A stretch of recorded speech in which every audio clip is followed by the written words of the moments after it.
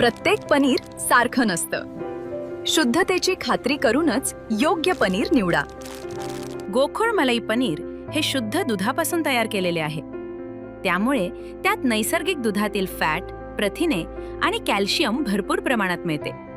काही पनीर वनस्पतीजन्य तेल, स्टार्च किंवा इतर घटकांपासून तयार केलेले असू शकते. म्हणून ग्राहक म्हणून जागरूक व्हा आणि पनीर घेताना गोकुळच मागा.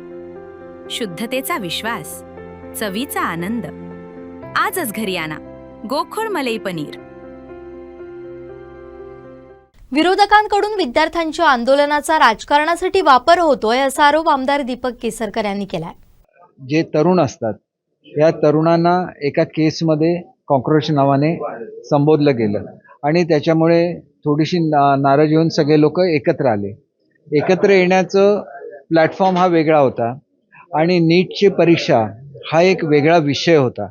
आता नीटच्या परीक्षेचं राजकारण होतं आहे. खरं तर विद्यार्थ्यांना विश्वासात घेऊन त्यांच्याशी चर्चा करून कशा रीतीने ही सिस्टम सुधारायची हे बघितलं गेलं पाहिजे. कारण ही एवढी मोठी परीक्षा असते आणि संपूर्ण भारतामध्ये घेतली जाते. त्याच्यामुळे ह्याच्यामध्ये एखादी व्यक्ती ती त्याच्यामध्ये इन्व्हॉल्ड असेल तर ती फुटू शकते. आणि ह्याचं मुख्य कारण असं आहे की मोठ्या प्रमाणामध्ये क्लासेसचं जाळं हे भारतामध्ये तयार झालेलं आहे.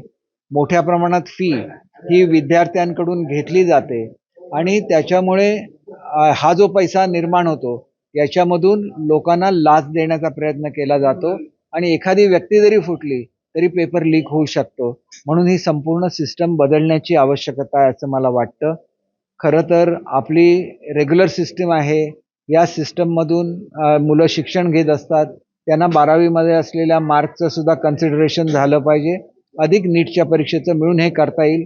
50% गुण विभागून देता येतील आणि हे कशा रीतीने सुधारायचं याची चर्चा विद्यार्थ्यांची होऊ शकते, विद्यार्थ्यांच्या संघटनाशी होऊ शकते.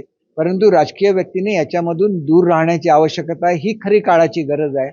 कारण शिक्षण क्षेत्रामध्ये राजकारण येता कामा नये असं मानणाऱ्यापैकी एक कार्यकर्ता मी स्वतः आहे.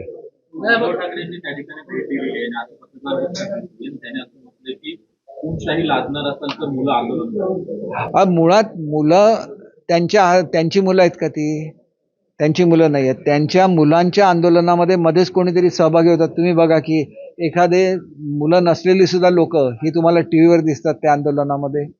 तर ती युवकांशी चर्चा झाली पाहिजे, ह्याच्याबद्दल कुठलंही दुमत नाही. आणि ती चर्चा करायची तयारी शासनाने दाखवलेली आहे. नड्डा साहेबांची त्यांची तयारी हे झालेली आहे, चर्चा झाली आणि त्याच्यानंतर वांगचुकजीने आपलं उपोषणसुद्धा मागे घेतलेलं आहे. कारण त्यांचा उद्देश सिस्टम सुधारणं हे आहे, त्याच्यातून राजकारण करणं हे नाही आहे.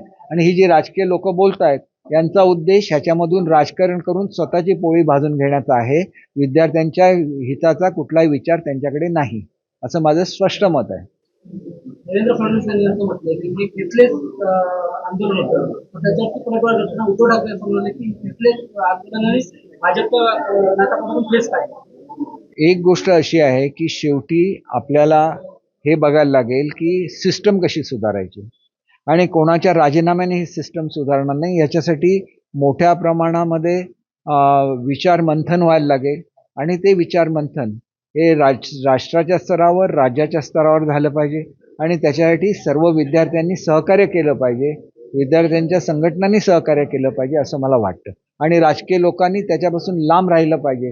तरच खऱ्या अर्थाने त्यांना मुलांच्या बद्दल आत्मीयता आहे असा याच्यातून अर्थ निघू शकेल. शरद पवारांनी काल जंतर-मंतरवरती भेट घेतली. त्यानंतर आज त्यांनी पंतप्रधान मोदींची भेट घेतली आहे. सुप्रियासुळे देखील त्याच्यासोबत या आंदोलनासंदर्भात भेट असल्याचं बोललं जाते. नेमकं काय शरद पवार मध्यस्थी करतात? बघा, आदरणीय पवार साहेबांना खूप अनुभव आहे आणि अनुभवाचा फायदा निश्चितपणे त्या विद्यार्थ्यांना झाला तर ते चांगलीच गोष्ट ठरेल असं मला वाटतं.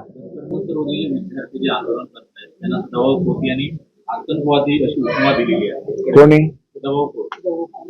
नाही, बघा, सदाभाऊ खोत काय बोलले त्याच्यावर मी काही बोलणं योग्य नाही असं मला वाटतं. मला असं वाटतं की विद्यार्थ्यांना विश्वासामध्ये घेतलं पाहिजे आणि ते विश्वासात घेतलं जाईल याची मला खात्री आहे.